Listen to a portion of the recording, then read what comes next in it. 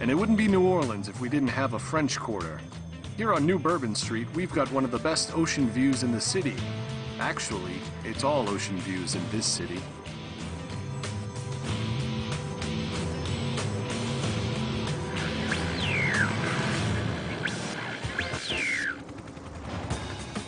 Engineering the future of New Orleans means tackling the city's troubles today. This historic city, home of Dixieland jazz, beignets, and buskers, is under siege. Increasingly, fierce hurricanes threaten to drown this jewel of the South. Over 150 years ago, this was America's richest city. But in recent years, devastating floods have brought the Big Easy to its knees. Situated at the bottom of a giant bowl-shaped geological depression, New Orleans is surrounded on all sides by water. Lake Pontchartrain to the north, Lake Borgne to the east, and the mighty Mississippi to the south. Global warming is increasing the number and ferocity of storms. Water levels have risen nearly a foot. And all the while, the city's weight is causing it to sink slowly into the wet Louisiana soil at the rate of an inch a year. When Hurricane Katrina hit the city in 2005, the storm surge submerged 80% of New Orleans.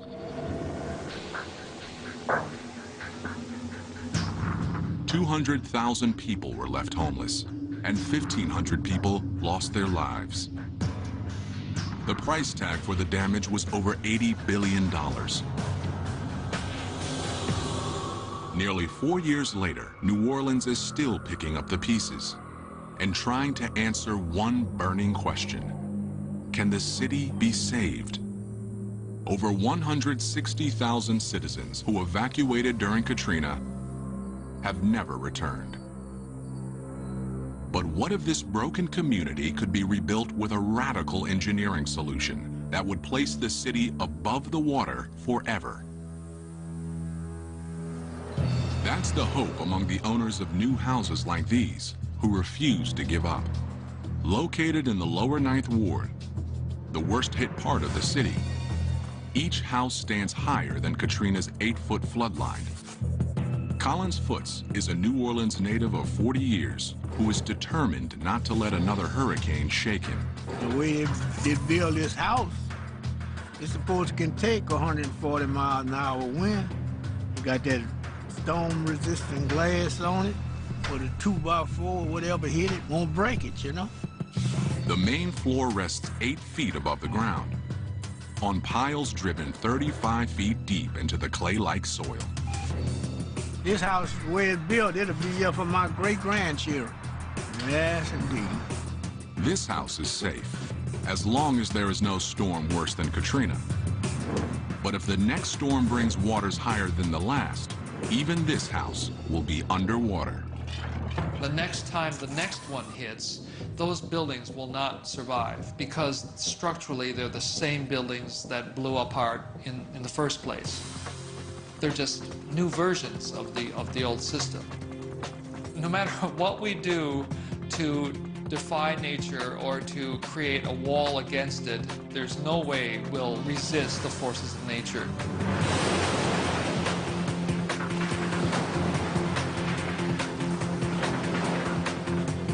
So rather than fight the inevitable, some engineers are proposing an audacious new plan.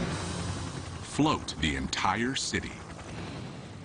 By cutting the cord with land, homeowners will always remain high and dry. And there are financial advantages. Collins Foote's house requires costly support piles driven deep into Louisiana's wet clay soil, as well as expensive storm-resistant glass and wood. Neither would be required in a new New Orleans, floating offshore from the old city, rising and falling with the water, no longer drowning beneath it. So in a way, we're asking nature, can we borrow the water and try this experiment with the hope that the conclusion of the experiment will make our relationship with nature that much better globally. It's not as crazy as it sounds. Technology has recently caught up to the idea. Advances in material science, nautical design, and maritime construction make a floating city possible. Can you build it? Yes, you can. Whatever it is, yes, you can build it. It's not a question of whether you can do it, it's a question of how you do it. For a floating New Orleans to succeed, it has to do one thing the old city couldn't. Survive a killer hurricane. To do that, designers will need to study Hurricane Katrina and the engineering failures that ensued. Until we learn the lessons from nature, we will continue to have buildings and environments that are devastated by natural disasters. And New Orleans is a perfect example of that.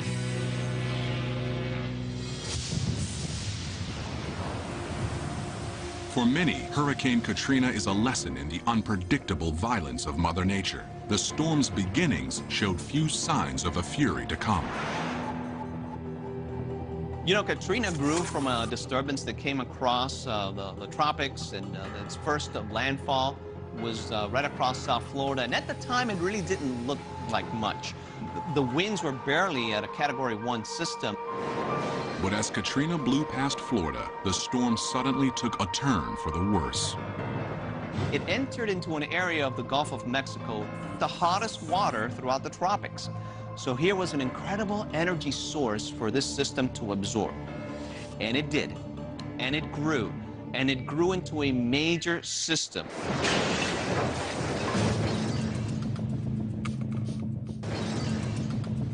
As the hurricane bore down on New Orleans, an evacuation call was made.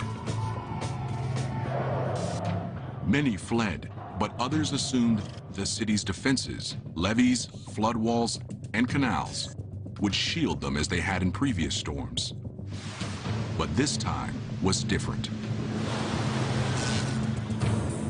New Orleans could have survived Katrina's wind and rain, but it was Katrina's 30-foot-high storm surge that overwhelmed the city.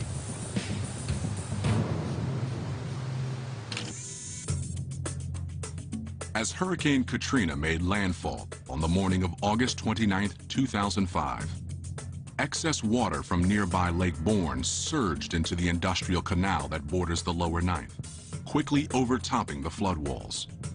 At the same time, a 15-foot-high storm surge from Lake Pontchartrain drove up the 17th Street and London Avenue canals, flooding the city. Altogether, 83 of New Orleans levees failed. You can engineer to withstand a certain amount of wind speed or wind force. But the most difficult thing to try to protect against is storm surge. A wall of water anywhere between 10, 15, or 20 feet high.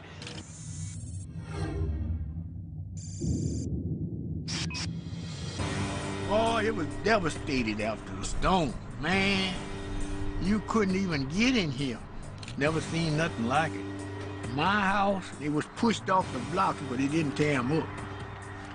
And the rest of them was gone. You didn't know what wasn't what, you know? Hope I don't have to go through nothing like that no more. Experts say a floating New Orleans would be the most effective way to neutralize the threat of storm surges.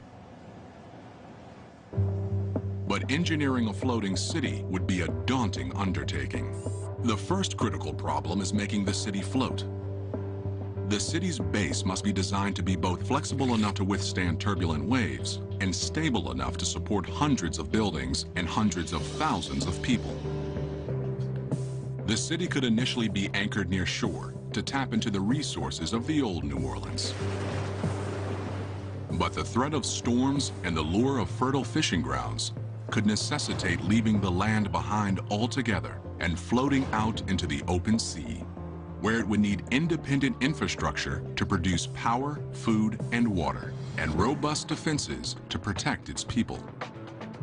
It's going to be a long and complex process to go from what we have on the ocean right now, boats and ships, to a whole civilization out there, to multiple cities. I want to build something that's like America was at the beginning of the 20th century, where the best and the brightest and the hardest working people from all over the world say, I know if I can go here and work hard, I can make a new life for myself. And to do that, we have to bring the costs way, way down. We have to do clever engineering to take this harsh environment and make it so that people can live there. We must think a lot about modes of failure in order to avoid them. Clearly, if you're in the middle of the ocean and something breaks, you're in deep trouble. You can't just pull over at the next gas station and have some guy come out and fix it. You know, you might be 1,000 miles from the nearest gas station. The stakes are sky high. New Orleans cries out for a solution big enough to meet its problems. What's the logical starting point in engineering the world's first floating city? Cargo ships. The biggest vessels roving the world's oceans today. The cargo ship fleet hauls more than 2 billion tons of cargo a year. These ships are capable of shouldering more weight than any other waterborne vessel. And they've got a lot to teach the engineers of a floating New Orleans. Here at NASSCO Shipyard in San Diego, this 300,000-gallon supertanker is just a few months from completion. But tight deadlines are no problem, because a revolutionary new construction process makes it faster than ever to build these massive ships. Instead of building piece by piece, this ship is being constructed out of huge modules called Grand Blocks.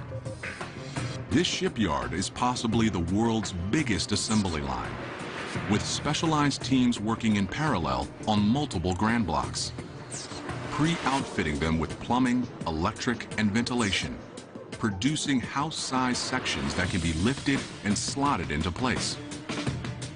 Modular building is the fastest way to go, and has led to an explosion in the epic size of cargo ships.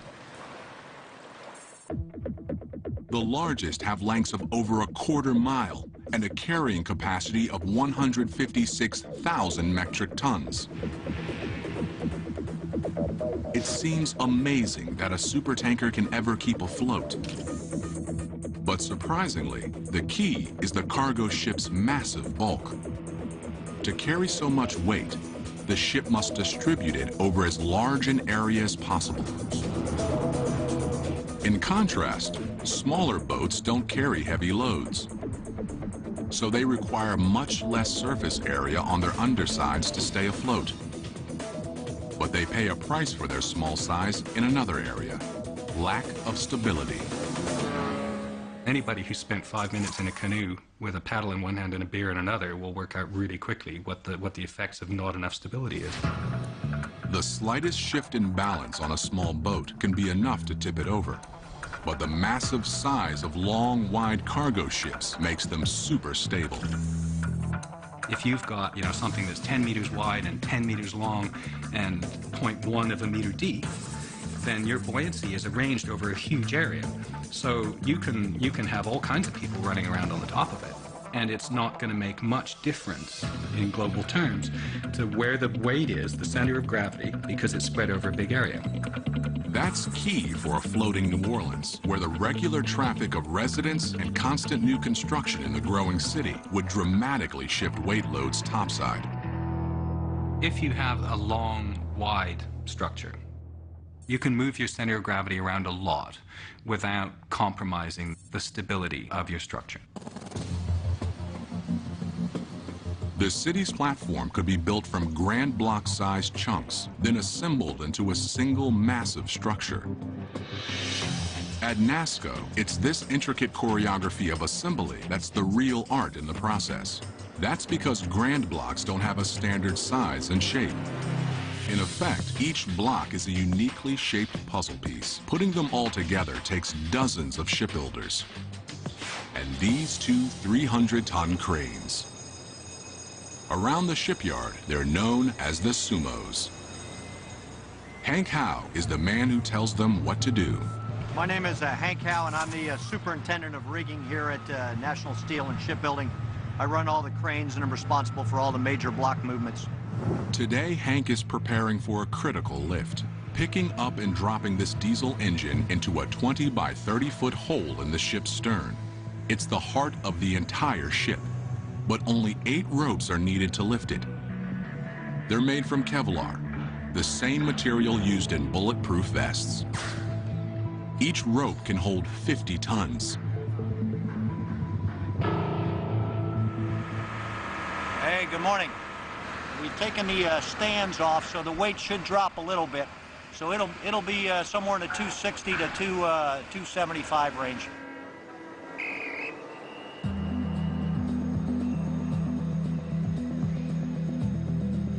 Hank has supervised over 700 grand block lifts in his career. He says each lift is a unique puzzle, since every block is shaped and outfitted differently than its neighbor. Once the block is in position above the ship, it's ready to be lowered into place. And as you can see, there's an awful lot of tight clearances and tolerances. And the number one thing we want to do is get it down safely and not cause any damage. Hank and his team work with the crane operator 17 stories above them, nudging the 280-ton engine back and forth by millimeters, finessing it into place.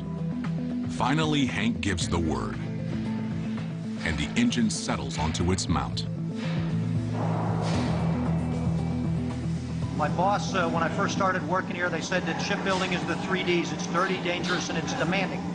And in this particular case, I want to make sure that we don't ever look back on it and say we should have done something differently, either because we hurt somebody or because we damaged something. So I've got one of my guys that has on his helmet, it says chess, not checkers.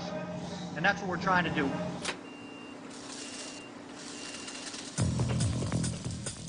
NASCO has the art of shipbuilding down to a science. They produce more big ships every year than any other shipyard in the U.S., and a floating New Orleans could easily adopt their modular construction method. But while cargo ships would inform the platform design of the city, there would have to be significant differences. Building a ship large enough to support an entire city would require too much steel. Its hull would extend 300 feet underwater, and the city ship would be bigger than the 3 largest shipyards in the world combined. But the biggest problem facing a massive city ship is that violent ocean turbulence would attack it from all sides, putting unsurvivable stress on the structure. The number one engineering challenge is waves. Waves are big, they're unpredictable, they have tons of energy in them. Wave action in the ocean is not a simple matter of water coming up and down. It's moving, it's actually rotating. Waves will be coming in quite often from different directions at the same time. So what we have to do is assume worst case. So if the vessel's being supported on its extreme ends, that's one thing. But what if it's being supported on its extreme ends and it's being twisted at the same time? Teetering on its ends would put extreme stress on the middle of the ship. A wave that struck at the wrong moment and the wrong location could cause a total structural failure to a city built like a cargo ship. Structurally, it's not a very good solution to your problem. It might be a beautiful solution in terms of buoyancy and in terms of stability, but structurally you're asking for trouble. So modeling the city on a cargo ship isn't the answer. For a floating city to succeed, engineers must build it both big enough to remain stable, but flexible enough to survive the roll of chaotic Gulf waves. until we learn the lessons from nature, we will continue to have buildings and environments that are devastated by natural disasters. We just have to admit that we were wrong and nature is right. And we'd better hurry up and study nature before it's too late. And what is nature's answer to the floating platform problem? Living islands of vegetation, floating freely on the surface of lakes, absurdly strong and very flexible. Instead of being rigid like a giant floating platform, you're more like a flexible membrane.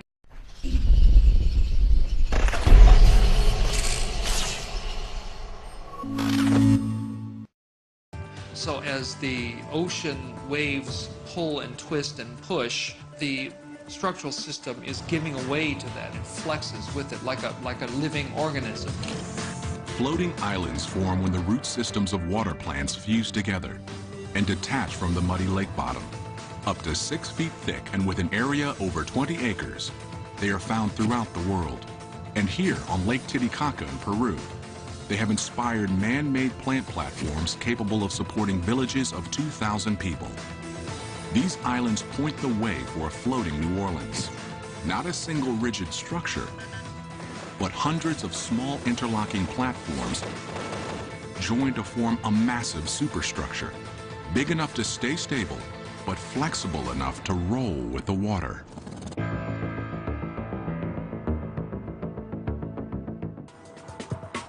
For a floating city to succeed, engineers must build it both big enough to remain stable, but flexible enough to survive the roll of chaotic Gulf waves.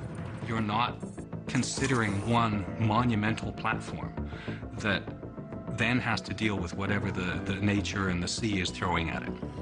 Now what we're talking about many smaller things that can be connected flexibly so that they can move up and down relative to each other, and if the big wave comes through, it allows the whole thing to move up and over the wave.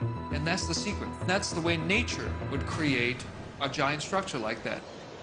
The same idea is getting traction in a country 5,000 miles away.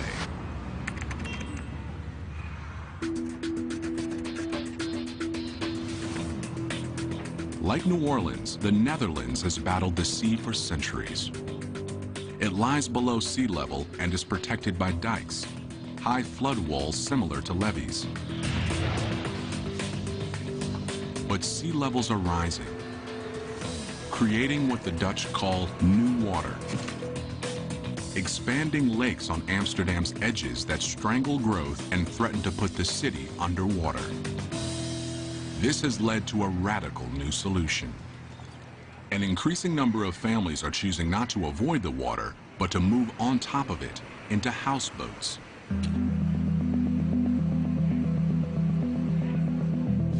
It's the only way to guarantee that your house will stay above water, and a cheap alternative in a city where new water is making land more and more expensive. But houseboats aren't perfect. They're too small and lightweight to be truly stable. And if there's any turbulence at all, they are simply too risky.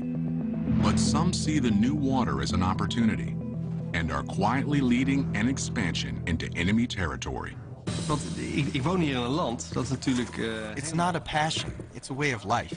I live in a country that's below sea level. It's one big waterfront over here. And I'm very driven by the fact that we only build here in one way, a static way, on land. And we have water all around us. So I'm trying to build in a new way, and that's on water.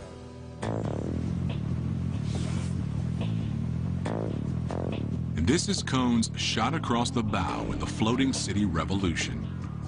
A two-story house where the first floor actually sits below the waterline. It's a design never before attempted in traditional houseboats, made possible by an innovative hull design. Most houseboats have a shallow hull with a high center of gravity, an inherently unstable design. But Cohn's house utilizes a deep hull that dramatically lowers the center of gravity. Additionally, a ring of dense concrete around the edge of the hull helps distribute the load across the entire floating house. It means the structure is much less sensitive to waves than a traditional houseboat would be, yet still moves up and down with minor fluctuations in water levels. In the new New Orleans, deeper platforms under taller buildings would stabilize them, and ringing platforms with concrete would neutralize the shifting weights of the working city above. For Cone, individual houses are only the beginning. Well, if you're talking about urban development, it's not only about housing.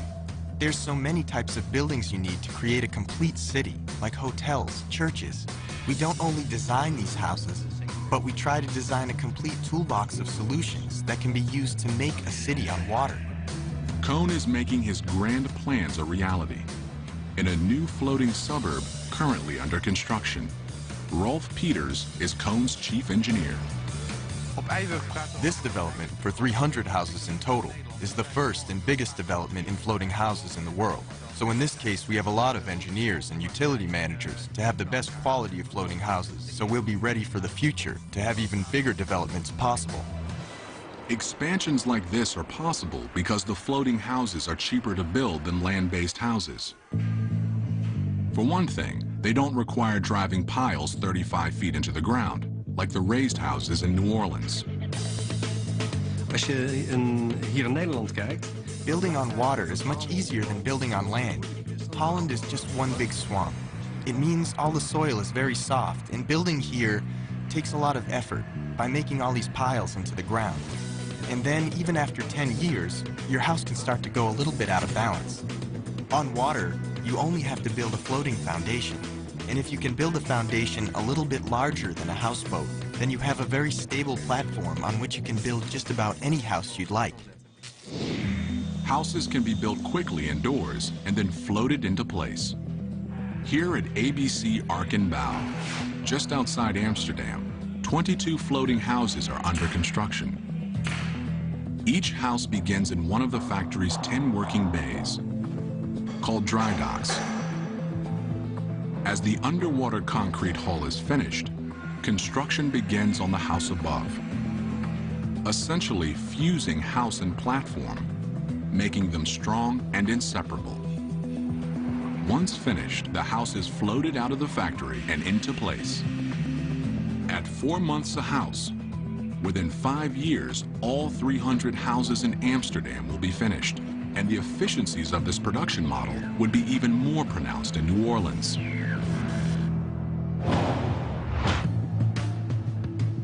Thousands of buildings could be built in just a few years in a land-based factory, then floated out to the city and connected to each other. Standardized platforms fused with pre-built buildings mean the city would grow faster, expanding exponentially in all directions. And residents would be able to move into their ready-made floating homes immediately. After disasters, as we've seen after Katrina, people are more willing to accept new technology. These things will only be accepted after a big disaster. A floating New Orleans just offshore is within reach, but engineers want to go further and cut the cord from land entirely. That means finding a self-sustaining way to provide food, water, and electricity to the city's 300,000 people. No easy task, but not impossible. Since it floats, it could be possible for the entire city to change location at will. But while a mobile New Orleans presents new opportunities, it also presents sustainability challenges. Near land, New Orleans would be able to tap into the utility grid of the old city. But once unplugged from shore and on the move, the city would have to be able to draw its resources from the ocean. At the beginning, we're going to need to build things on land, import a lot of things from land. As the economies grow, as the cities get bigger and bigger, they can be more and more self-sufficient, more and more self-developing. The seeds of a truly self-sufficient floating city exist today on cruise ships. They have the job of keeping passengers cool, fed, and hydrated 24 hours a day in the middle of the ocean for a week at a time. The key to surviving comfortably in the middle of the ocean is power. Power drives every system on a cruise ship, from water supply to waste disposal. These diesel engines are the ship's power plant.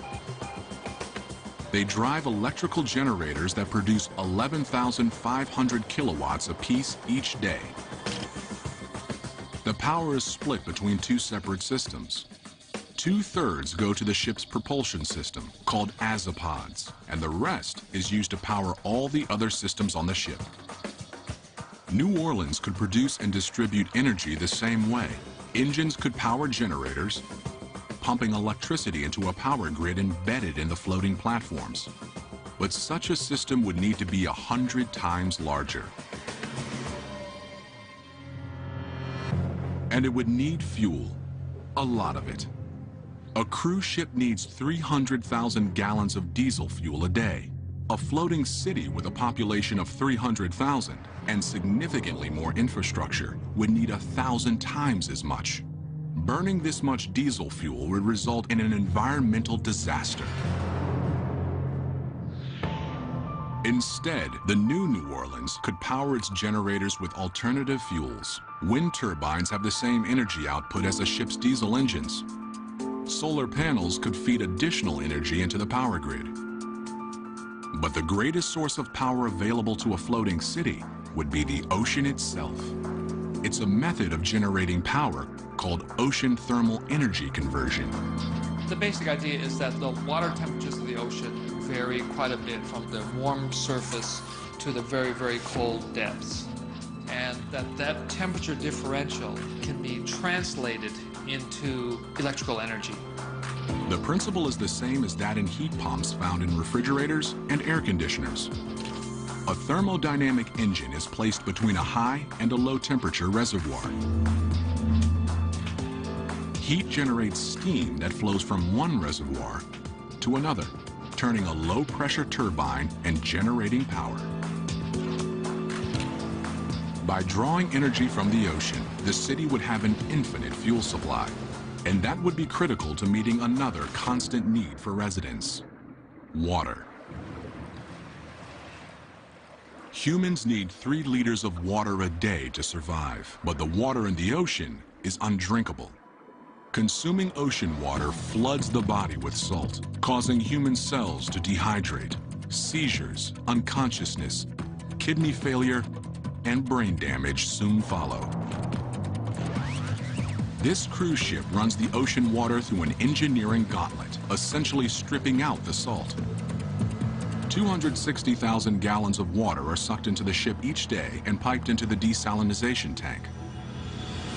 This filters the water, decreasing the salt content by 3,500%. But it also takes out essential minerals that the body needs. So a mineralizing machine puts them back in. Then the water is sterilized and stored in these 500,000 gallon tanks. The floating city could make its water the same way. But the infrastructure would need to be scaled up by 100-fold to process nearly 30 million gallons of water a day. But while a cruise ship can turn salt water into drinking water, salt water is useless for agriculture. A cruise ship is completely dependent on land for food. A week-long voyage requires 770 tons of it, including 51,000 pounds of beef, 106,000 pounds of chicken, and 115,000 heads of lettuce. This land-to-ship supply chain is fine for short-duration journeys, but a floating city could conceivably need to be self-sufficient for much longer stretches of time. Unshackled from shore, the floating New Orleans would be free to mine a great new resource: the ocean itself. Fruits and vegetables genetically altered to thrive in salt water could be grown in rooftop gardens. New Orleans' fishing and shrimping community would flourish again in open waters far offshore. A mobile New Orleans could follow fish southward through the Gulf. I really do see the ocean as a place for freedom. Part of it is that it's the last unclaimed frontier. All land is claimed right now. Every rock above water at high tide is claimed because it extends fishing and oil rights for some country. So the ocean is really, as some people have said, the last free place on Earth. As the city moved away from shore, it would still need a means of resupplying essential goods. But the Gulf of Mexico is volatile, especially during the stormy summer months. And in emergencies, relying on supplies from slow-moving ships isn't ideal. If there's a weather situation that prevents supply ships from bringing in reinforcements or food and things like that, that can be a very difficult time for people on the water. The city would need a lifeline in tough times. And these could be the engineering answer New Orleans is looking for. These could be the engineering answer New Orleans is looking for. They're called unmanned surface vessels, or USVs for short. The high seas are lawless. New Orleans would need robust defenses to counter the greatest man-made threat on the ocean today: pirates. A floating New Orleans would be an all-too-attractive target. As a first layer of defense, unmanned surface vessels would be the floating city's guard dog. In a floating city concept, the unmanned surface vehicle offers the ability to put humans out of harm's way and provide a capability to know where the threat is and execute against that threat. The fleet of USVs equipped with sonar would be able to type and track every craft in their vicinity and share information to patrol the waters around Navy ships. The USVs could repulse threats safely, miles away from the city. Today's threats that are emerging are faster, stronger, quicker, and these unmanned surface vehicles are geared to respond rapidly to those threats. But New Orleans won't have conquered all its demons until it passes a final test. Hurricane season.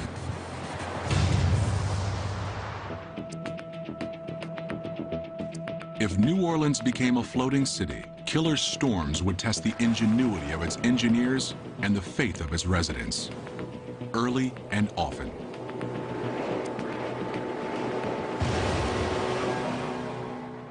Imagine fishing season has led the floating city 300 miles from shore, and thousands of late summer tourists have flooded the French Quarter. 2,000 miles away, a tropical depression is forming off the coast of South America. It's assigned a name: Lolita. Hurricane season has finally begun.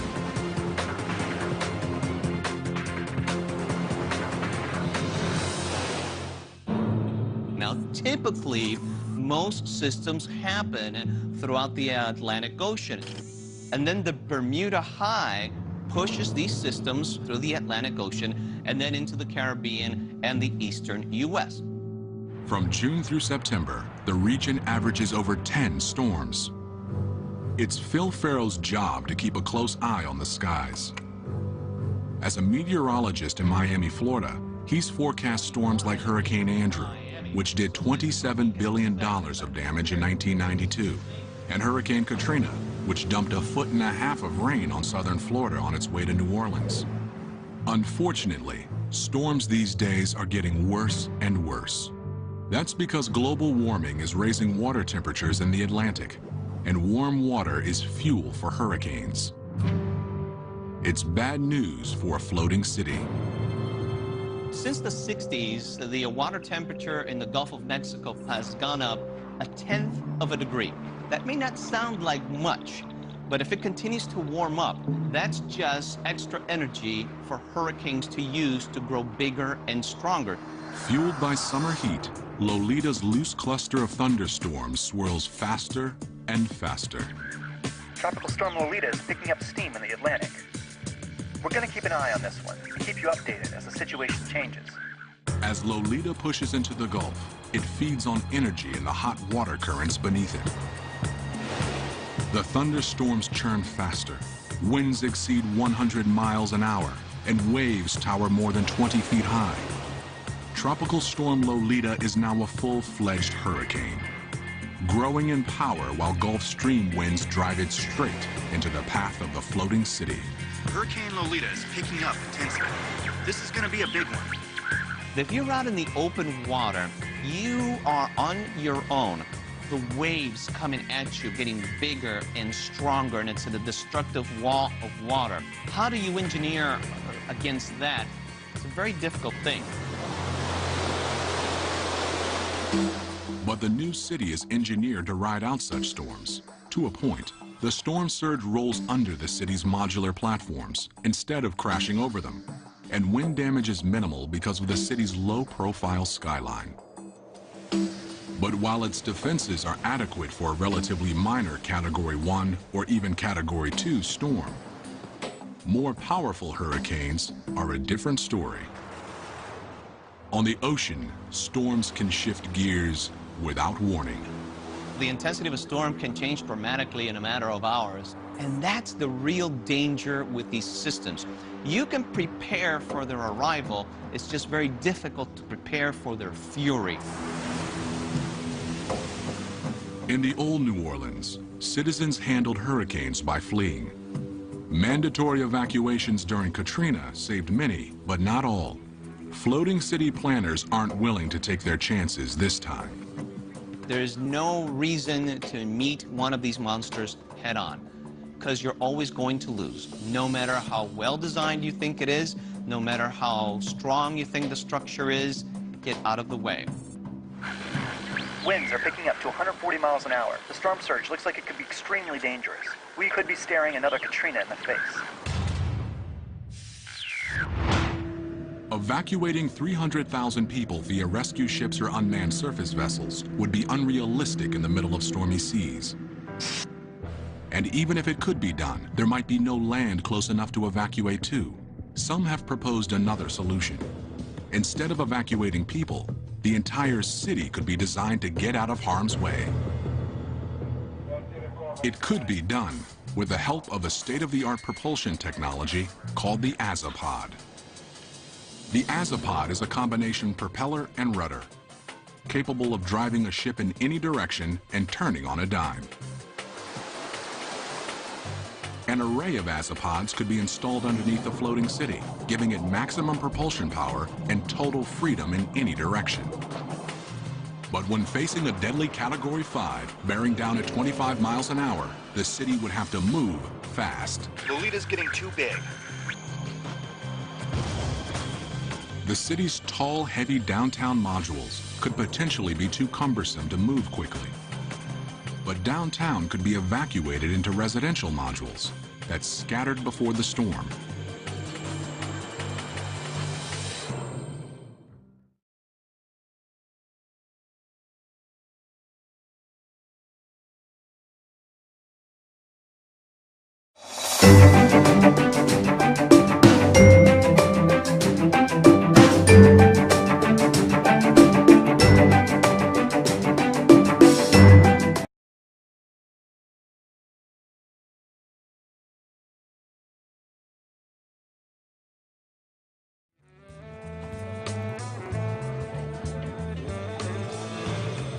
And it wouldn't be New Orleans if we didn't have a French Quarter. Here on New Bourbon Street, we've got one of the best ocean views in the city. Actually, it's all ocean views in this city.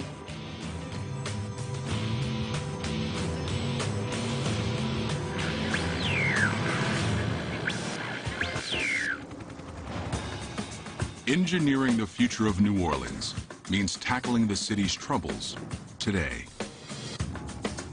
This historic city, home of Dixieland jazz, beignets, and buskers, is under siege.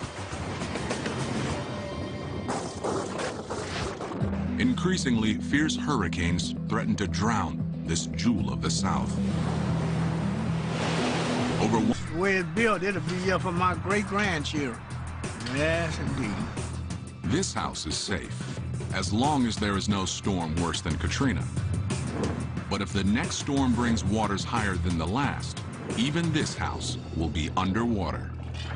The next time the next one hits, those buildings will not survive because structurally they're the same buildings that blew apart in the first place. They're just new versions of the old system. No matter what we do to defy nature or to create a wall against it, there's no way we'll resist the forces of nature.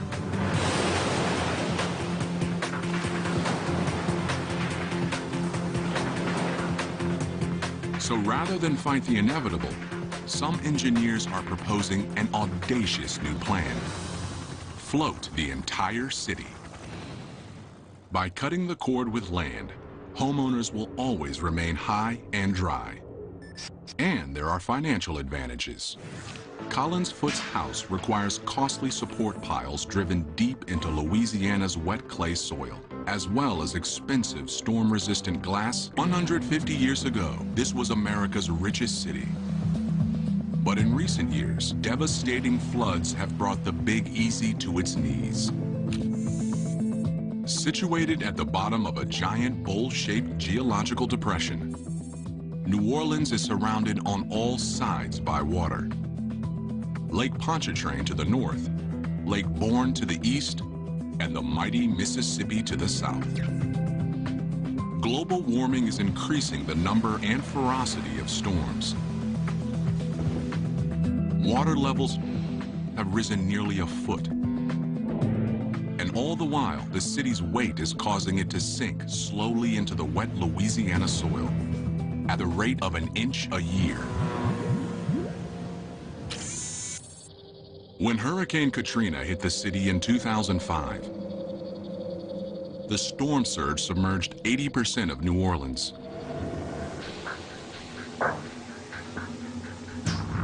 200,000 people were left homeless, and 1,500 people lost their lives.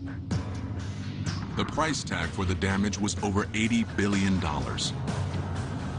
And would. Neither would be required in a new New Orleans, floating offshore from the old city, rising and falling with the water, no longer drowning beneath it. So in a way, we're asking nature, can we borrow the water and try this experiment with the hope that the conclusion of the experiment will make our relationship with nature that much better globally. It's not as crazy as it sounds. Technology has recently caught up to the idea. Advances in material science, nautical design, and maritime construction make a floating city possible. Can you build it? Yes, you can. Whatever it is, yes, you can build it. It's not a question of whether you can do it, it's a question of how you do it. For a floating New Orleans to succeed, it has to do one thing the old city couldn't. Survive a killer hurricane. To do that, designers will need to study Hurricane Katrina and the engineering failures that ensued. Nearly 4 years later, New Orleans is still picking up the pieces and trying to answer one burning question. Can the city be saved? Over 160,000 citizens who evacuated during Katrina have never returned. But what if this broken community could be rebuilt with a radical engineering solution that would place the city above the water forever? That's the hope among the owners of new houses like these who refuse to give up. Located in the lower 9th Ward, the worst hit part of the city, each house stands higher than Katrina's 8-foot floodline. Collins Foote is a New Orleans native of 40 years who is determined not to let another hurricane shake him. The way they build this house, it's supposed to can take 140 mile an hour wind. You got that storm-resistant glass on it, with a 2x4, whatever hit it, won't break it, you know? The main floor rests 8 feet above the ground, on piles driven 35 feet deep into the clay-like soil. This house